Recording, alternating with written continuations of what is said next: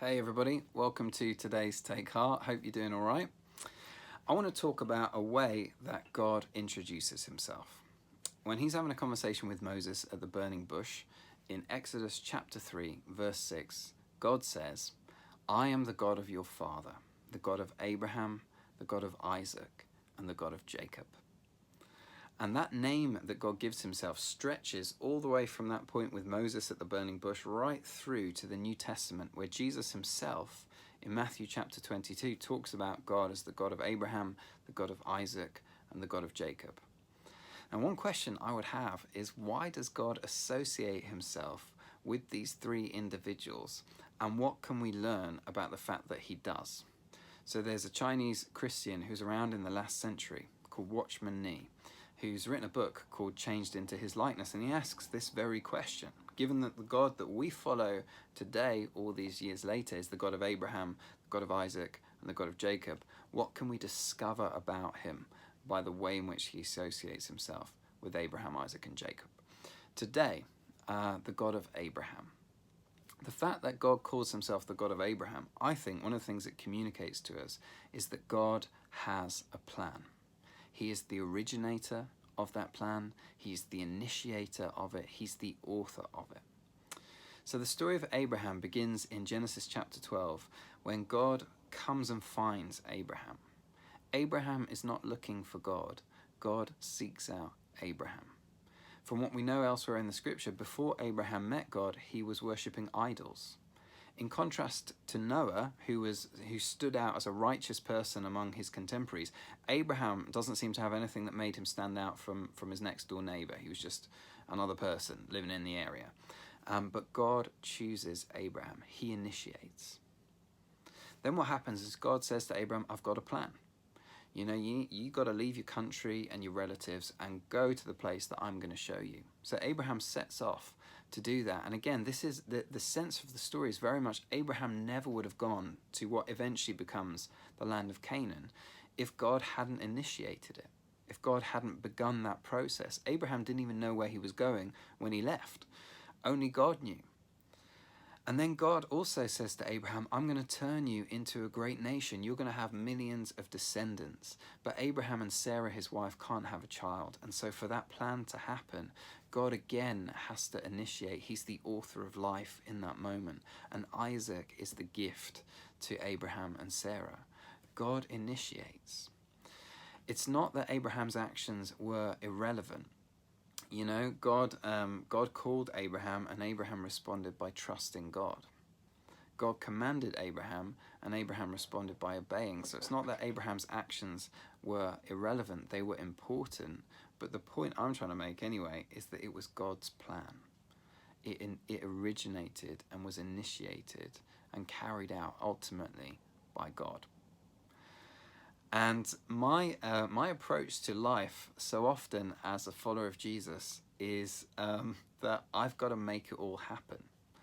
Do you find that? I can find myself thinking that basically if God's going to do anything in my life and through my life and in my lifetime, it's going to really ultimately depend on me trying very hard. It's going to come down to my abilities, my determination, how well behaved I can be. And I have found over the years that that is an exhausting and an ineffective way to be a Christian. I've heard Mike say multiple times that he spent too many years of his life coming up with good ideas and asking God to bless them. And there came a moment where he realized a much better way to approach it was to instead find out what God was up to and try and bless that, try and join in with that. And there is a tension in the Bible in this because, we're told that we're to ask and to seek and to knock. We're given gifts that we're to use responsibly, and we're to, take hold of God's promises, and there's a pressing in. But I think for lots of us, probably that comes a little more naturally than the other end of the spectrum, which is also true, which is that we are to wait, and we're to listen, and we're to respond to what God is doing around us. I'm not sure how good we are really as a church at doing that. And certainly when we look at the life of Jesus, one of the things that's so striking about it is the way that God the Son seeks to follow the lead of God the Father. And we get all sorts of little glimpses into where this is going on. So one would be when Jesus is a child and he runs off to the temple, and his parents, his mum finds him and he says, "Where else would I be but my Father's house?" Straight away he's running off to the Father. I think in the way in which Jesus is very cautious about timing. He'll say, "My hour has not yet come, my time has not yet come. For you, any time is good, but that's not true of me." I think indicates to me that he's paying careful attention to the Father's plan and to when the Father thinks the right time is. Jesus's teaching is obviously utterly incredible. And he says in John's Gospel, "I only speak the words my Father gives me to speak."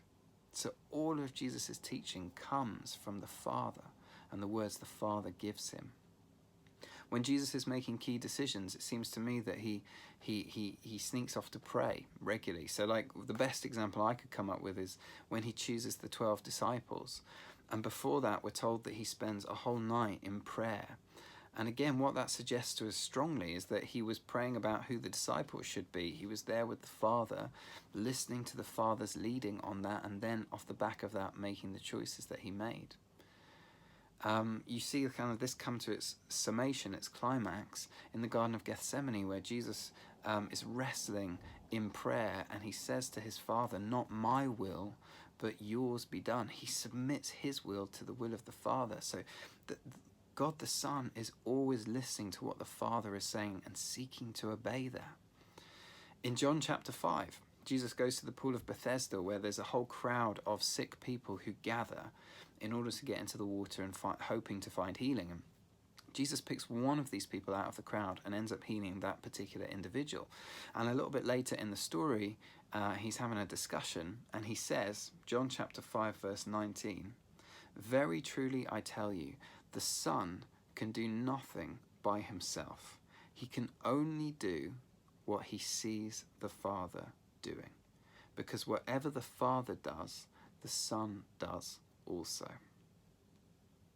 That was Jesus' approach.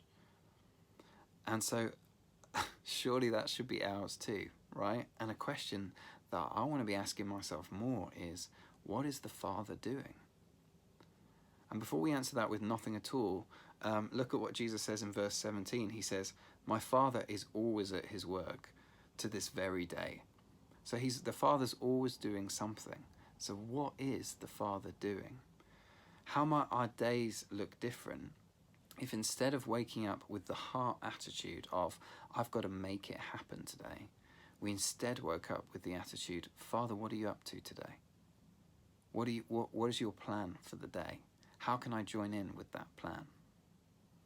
There's a good friend of mine who I know starts his day very early with a coffee.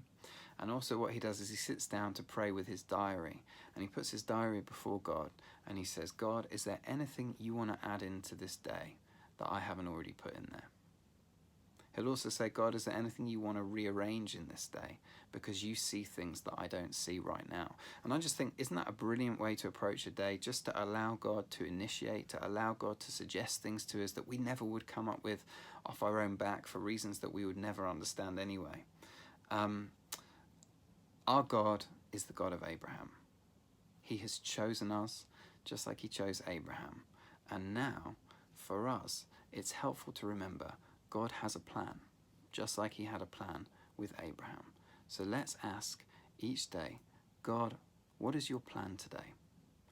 How can I join in with that?"